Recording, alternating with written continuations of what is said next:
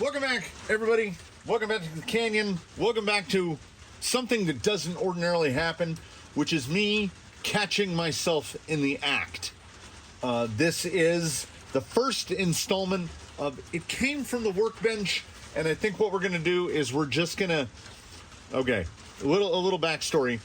The Tranquish build was It Came From the Workbench Vol.1. But I didn't... the numbers haven't gone in order. Like, the Rift build, I didn't call It Came From the Workbench because it was more of just, like, building a kit. And now the Rift is something completely different. So the Rift falls into the It Came From the Workbench.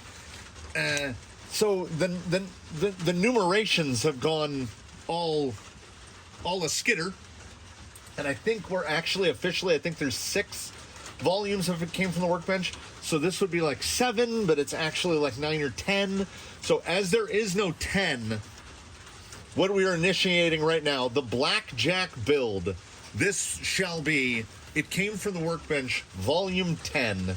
This is Episode 1. So from here on, anything else is It Came From the Workbench. And we can go numerically from here.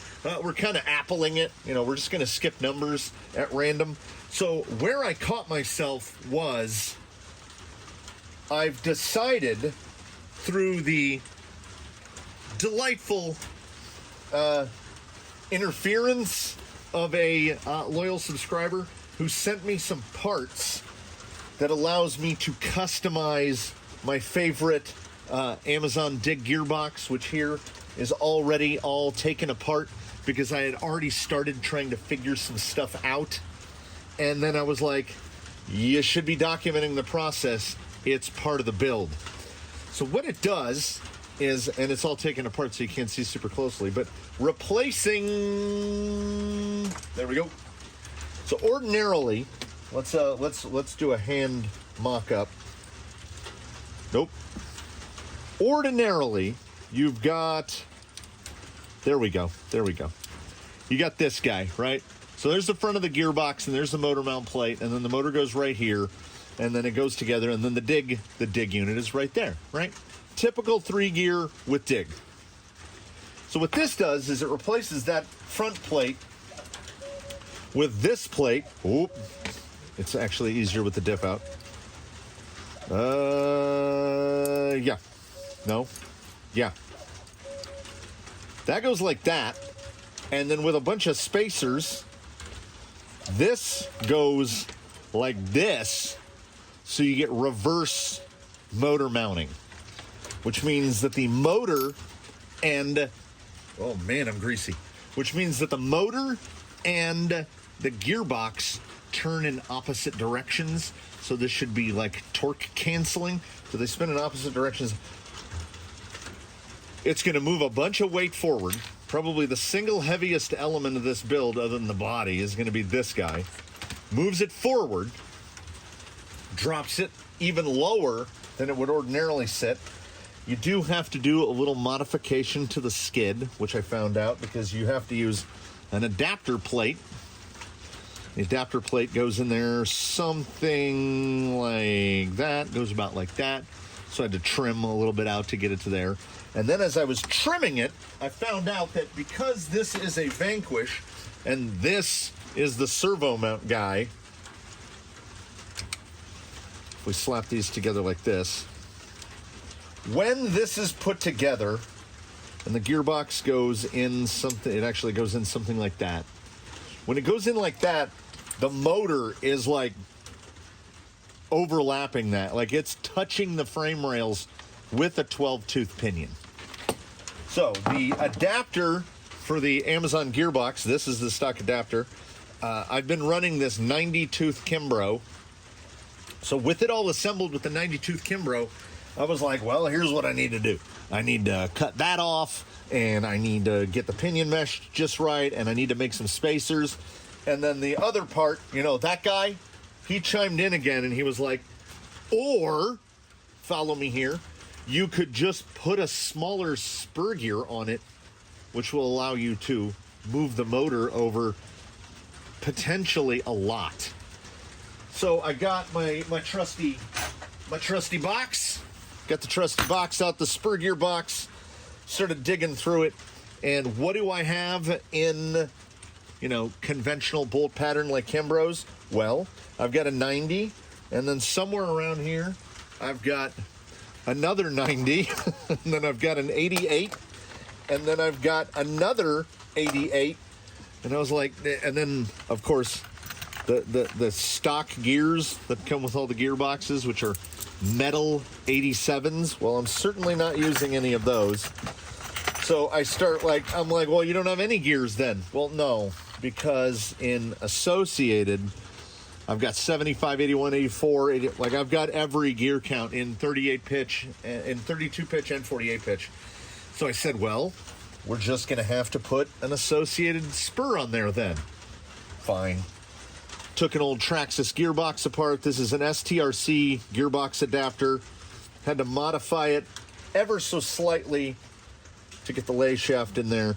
So now this is an STRC lay shaft for a Traxxas Magnum 272 gearbox installed into an Amazon Dig gearbox, which is effectively a clone of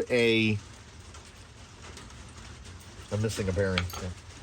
This is just a clone of your regular axial 3-gear. So now, as I go to put it together, it's got to be shimmed from here to there. I've got a little bit of, oh yeah, it's just the gear in too far. Yeah, so I got to dig through a bucket of shims, and then we'll go through the process of putting this back together in Associated fitted. Oh, and I have to figure out how to I got to get all the rest of the screws out and pull the dig module apart, because as you can see, something's been grinding a little. There's some real polish in there. I need to get all the chunks of aluminum out. Yeah, it's pretty ugly in there. This has been in the Tranquish untouched since the Tranquish was built. Yeah, there's a lot of metal shavings down there. So I want to get that cleaned out. I want to get this shimmed, and then I can give you a better look of what it actually... Oh, yeah, because I should mention, this is a Traxxas Top Gear, which comes off of this. You got to get that off of here, which I already did, and then put on the gear that came on this top shaft, because, of course, they're not the same size. And now I got to shim it, because it really... Like, there's a ton of binding, because the gears aren't lining up, because we're putting a bunch of stuff together that was never intended to be together. So I'm going to get the dull, grab a shim, test a shim, grab a shim, test a shim. Let's see the pile of them over here. I'm going to get that part out of the way so I can show you more what the fitment of this will look like, because I'm committed. I'm committed to putting this in there because I like everything in a build to be a little different. So we're up to 4 VS410 chassis, and none of them are even going to be remotely the same, and that's how we like it around here. All right, so while the rain has slowed, I think progress has finally started to speed up a little bit. The shininess in there. So, in this part, we've got this little dog that attaches to the output shaft on the gearbox, and that's what interfaces with the slidey bit that allows you to go 4-wheel drive and dig.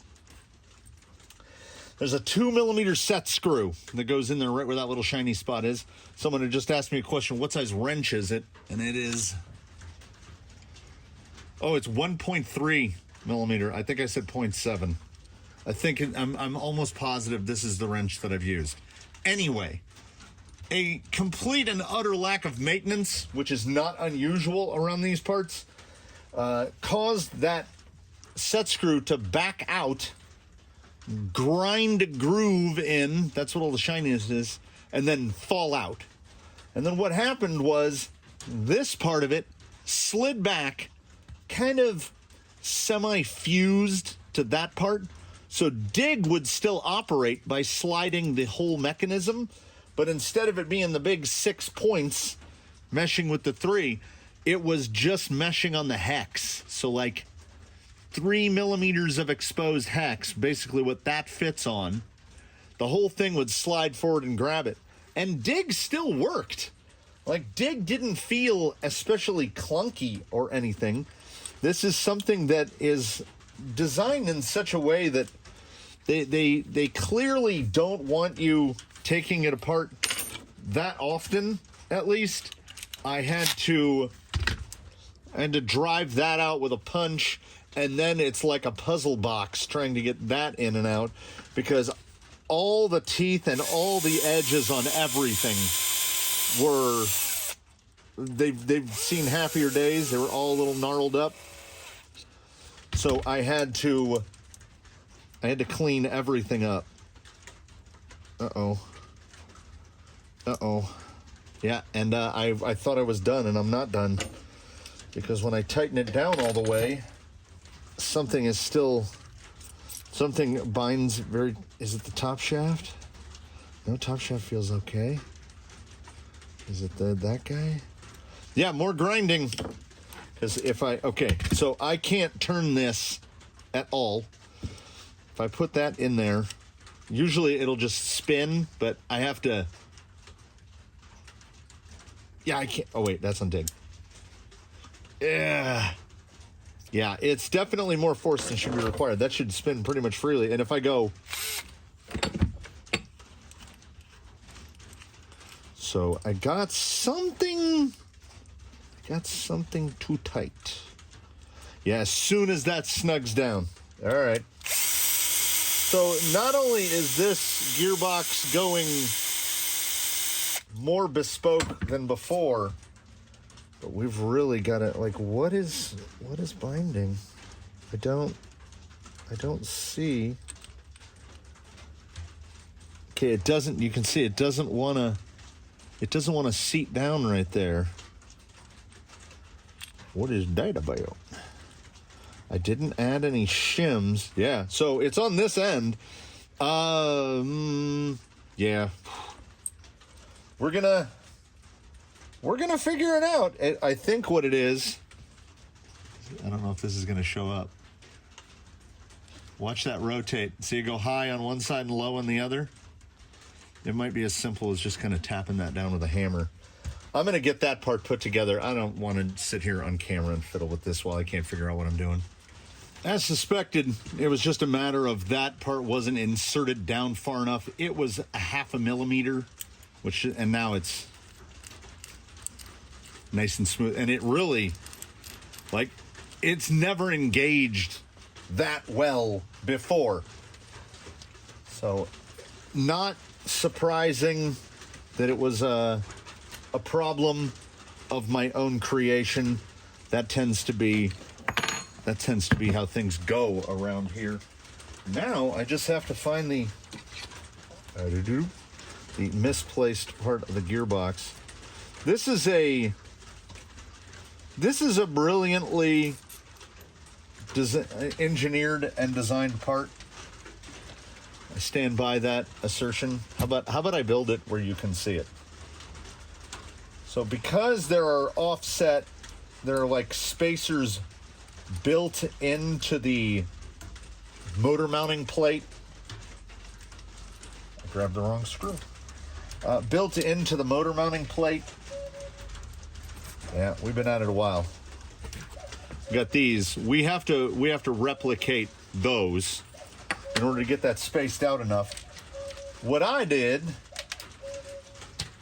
was I had these, I don't know what they came with. Some sort of like a heat sink with fan. I think it was the standoffs for the fan. And I needed 4, and there were 4 in my spacer bin. So I just grabbed them. Turned them down to 6 millimeters thick. At 6 millimeters thick, it allows you to just reuse all the original hardware. Grab the last one here. And by original hardware, I mean hardware that I have replaced myself, because I've said this in the past about the Amazon Dig gearbox. Replace all the hardware. It's not the finest quality stuff. And there would be one piece of hardware that I didn't change out because I didn't have one. and that would be a 2mm set screw. So the part that failed was the part that I didn't replace. Therefore, I blame myself. 3 more spacers had to be fabricated. These are 19mm. I just turned these out of some aluminum. There's the motor, and they go in this way. So you got this, and this, and this. It goes together so nice that this feels like a fully thought out commercial part. I genuinely loved putting this together. That goes on like that. I do this. Oh, here we go. 40% chance of rain was what I had when I went to bed last night. And as I believe I said previously, it's been raining for now like 8 or 9 hours. And never have I been more fortunate that everything fell off than I almost bolted it all together without putting the spur gear on. So digging through Associated, 72, 75, 81, and 84. I think an 81 will probably be plenty. We're going to try the horrible plastic slipper eliminators. See if we can get enough bite on that.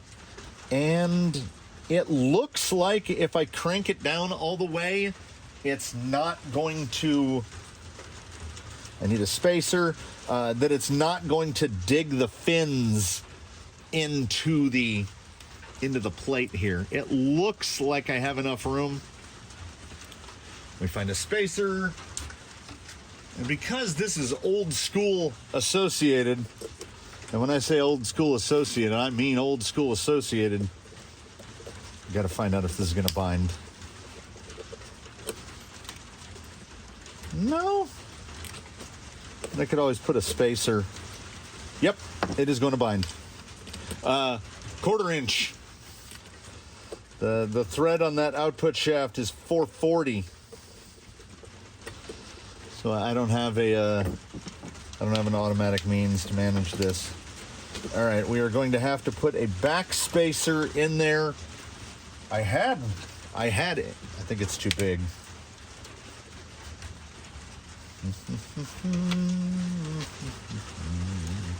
It is indeed too big. Oh, spacers for everyone, spacers for everything. I basically need, that is too big. If I put that in there, it's going to get stuck. I am going to have to go and fabricate a spacer. I think. Oh, here's one that wasn't used on the Rift gearbox build. Uh-oh, we might have it. I like when something that didn't get used can get used. I honestly can't tell. I really do not like these slipper eliminator plates, at least not the plastic ones. The metal ones are a little better. I heard that slipper plate almost click into place because the clearance wasn't good enough. That should be plenty. And that spacer is not big enough. Oh, okay. I've been working on this gearbox for a minute here, mostly due to my own problems. Yeah, if you can't turn it, we're going to assume that the gear eliminator is binding. I'm going to try some combination of getting this thing on here. All right. What we ended up needing, this is a 7.5 external, 5mm hole, 5.5 millimeters deep to get the slipper eliminators on there. Get the little guitar string, whatever those little holder bushing things are for guitars. Spacing it out. We've got the motor in place. Unfortunately, with an 81, the smallest pinion I can go to, that is a 14. And as you can see, by switching to this spur mount, it moves the spur very close to the gearbox. So the pinion is all the way out on the motor. This motor could be another, well, that's 7 millimeters spacing, so it could be another 6 millimeters, actually more, because I'm using the big boys with the cone washers. If I use something flatter, I can go even closer, so I can pull the motor in even more and get it more compact. But I think, and by think, I mean I've pre-decided what we're going to do is we're going to try to mock this up in the chassis and see what the clearances look like with the motor drawn in a little bit like that on the 81. Like I say, when I tried to dry fit it with the 90, it was not going to go. So we can put just 1 or 2 screws in this to allow us to see what is going to need to be done. I am quite concerned about the situation that is the front upper link. What's a safe one? Well, there's no servos or anything here, so let's just blast an overly long screw. Oh yeah, shock towers go right there. That's why that screw is so long. Then we will bolt. We'll put 1 screw in here. Let's choose this one. I think these are supposed to be 10s and I'm using 12s, but it all has to come out again. All right. I'm doing all this, as you can see, off of the Tranquish's old skid because I didn't want to mosh it up. All right, even with it moved over that much,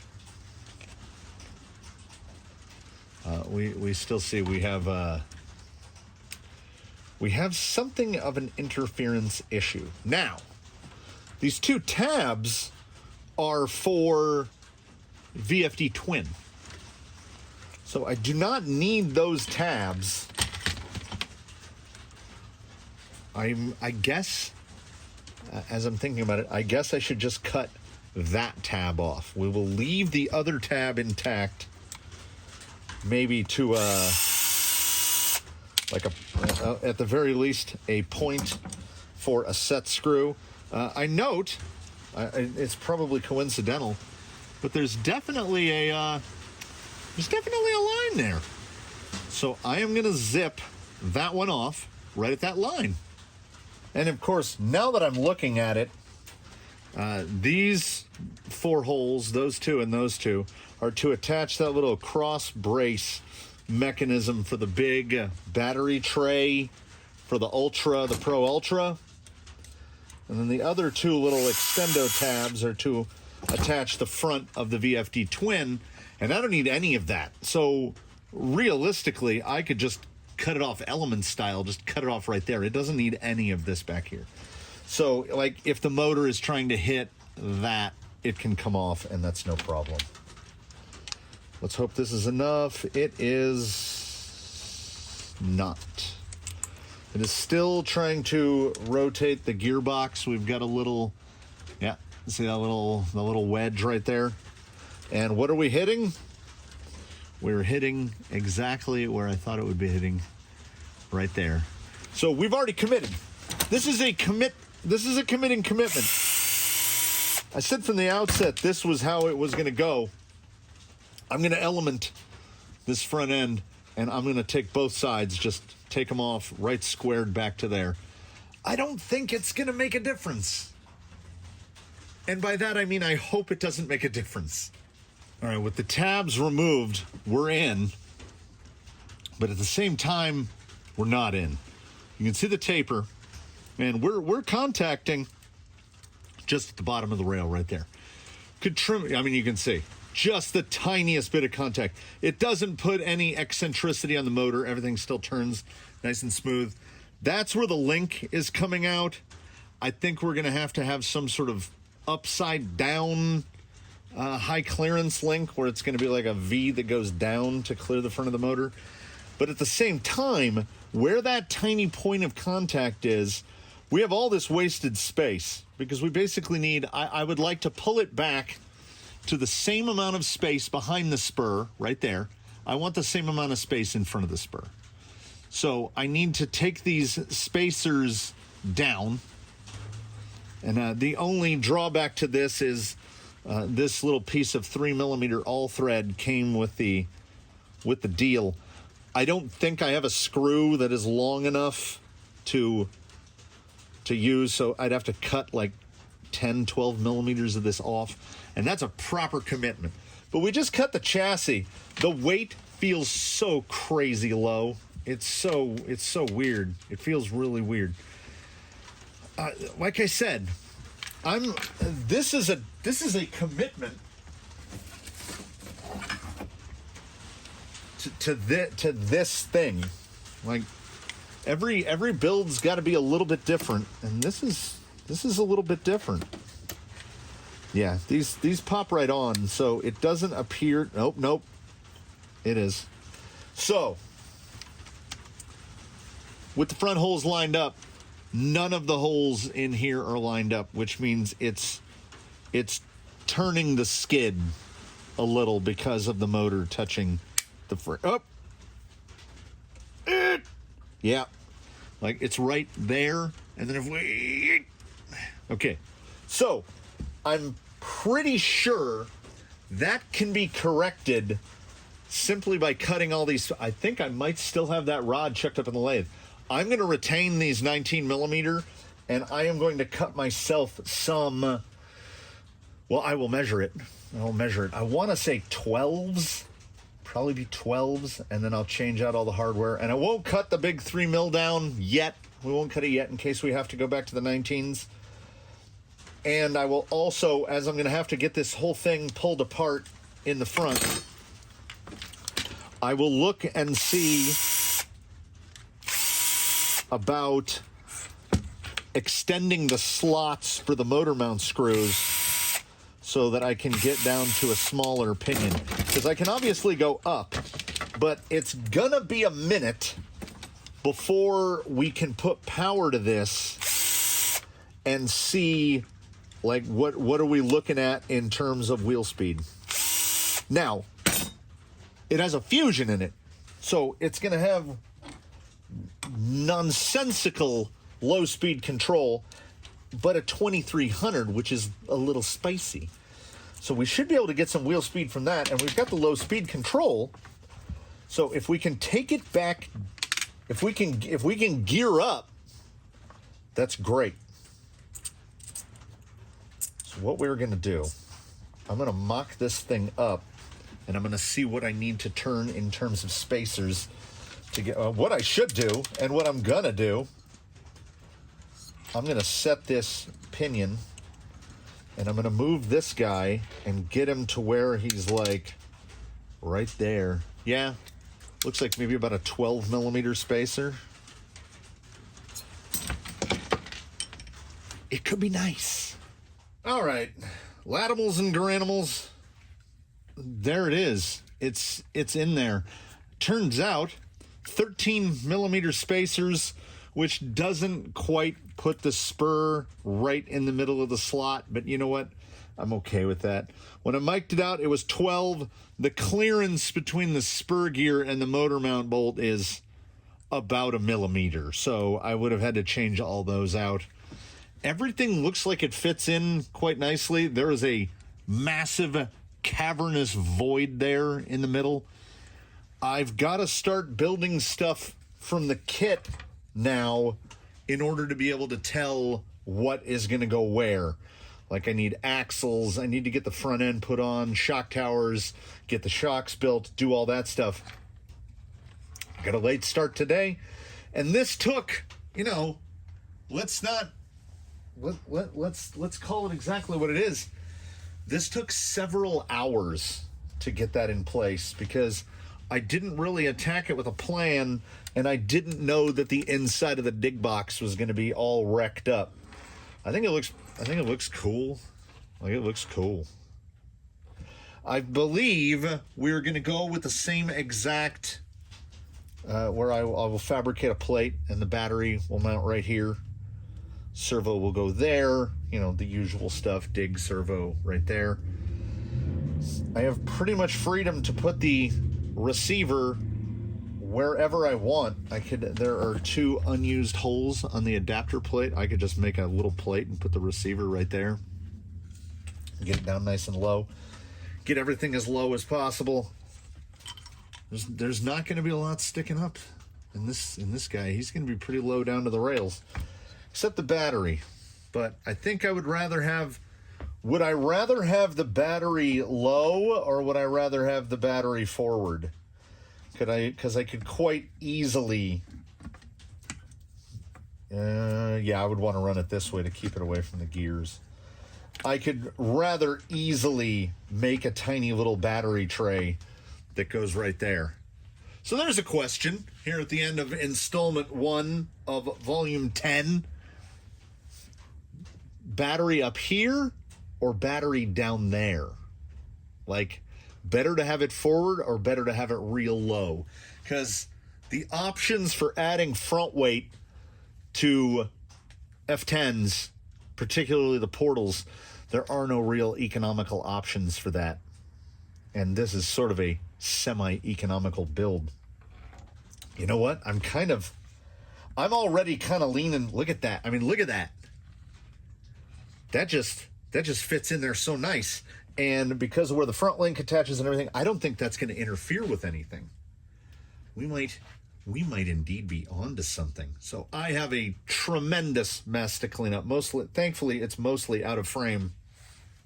Oh, why not? It's like, imagine this, but in like a 6-foot radius, because my bench is a big U shape. The whole thing is covered. It's everywhere. And luckily, I kind of suspected that the upper link was going to be something. So I went out and ordered myself a 4mm die, because I think, and by think, I mean I'm 99% sure, this guy's front link is going to end up the same way Tranquish's front link, where I'm just going to get 4mm rod. I'm going to thread it, and then I'm going to bend it to fit, because I still have a little bit of 4mm left, and it was so easy to do. We're going to learn from our mistakes. Oh, the only question is dig servo. Oh, let me grab a servo. And I do not have another half height because the Tranquish took it as he added servos.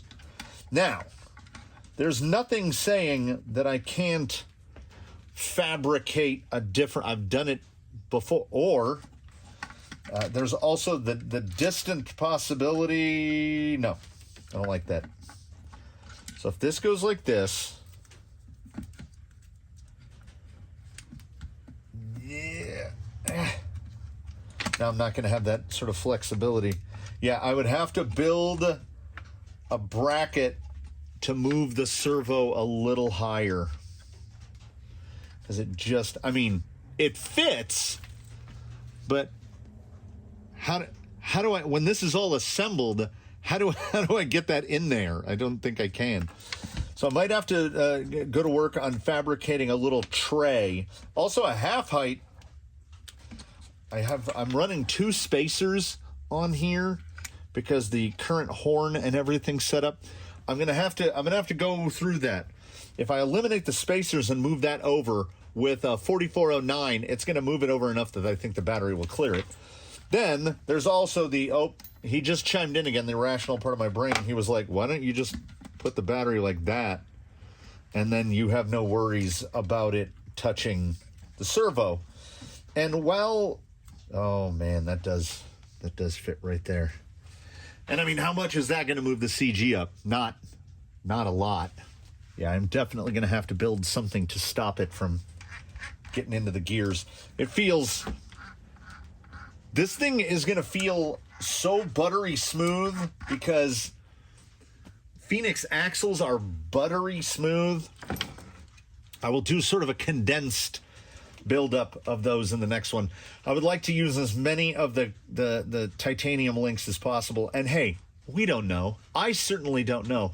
There's a very narrow possibility that at full compression, that link is not going to hit that motor.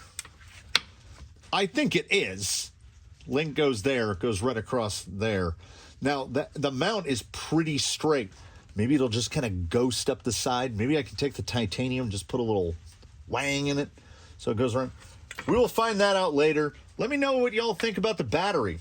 Like, I really do like it laying down. It's kind of calling for that battery right there. And with that, I got messes to clean up. I got stuff to do. You know, there's other responsibilities at play. So I do thank you for watching. Thanks for joining along. Somebody in the comments made the mistake of saying, we want to see all of it. So you're even getting some of the thought process. You're getting the development. It would have just been super easy to just bolt a gearbox in, to just build another Phoenix with a VFD. No, we put the VFD in something else, and then we're going to put it in an Amazon Dig gearbox, but we're going to make it into a whole different thing.